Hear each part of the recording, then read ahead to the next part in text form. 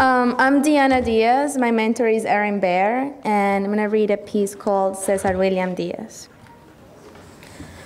I remember my father and the warm air of the Pacific hitting the coast of Colombia.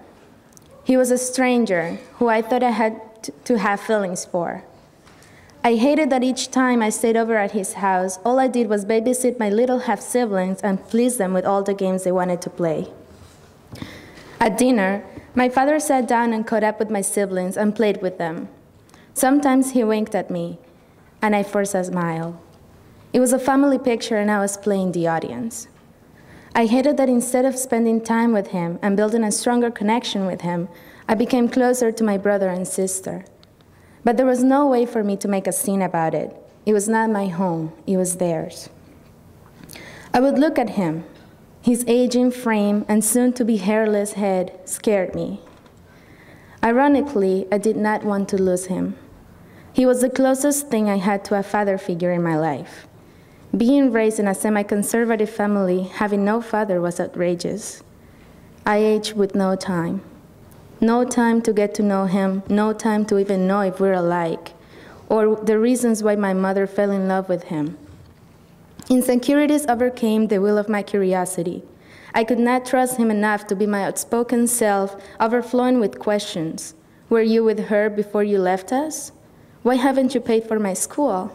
And don't tell me it's because you're not getting paid. What won't you talk to me? All I remember of this time was how unhappy I felt and how weak my character was. I could not take the indifferent conversations with my father. Hi, how's school going? How's your mom? Oh, great, great. Why don't you go play with your sister? He shot me, I shot him back. Change might have made me a bit taller, but it didn't change him until that day. That day when my mom said, we're moving. But it wasn't like the other 5 times of that same year. We were moving to New York. My dad must have realized the power of this decision when he really saw me living at the airport. He must have also realized that I might come back ever. That he was losing me more than he already had.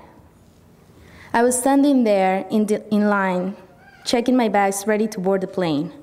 My straggling curls extending down my back, signaling that not even that gene of his was accepted anymore.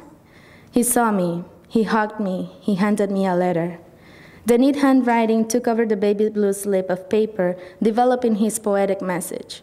Every time you look at the moon, see the 2 big stars beside her, and then think of me, and always know that I'll do the same.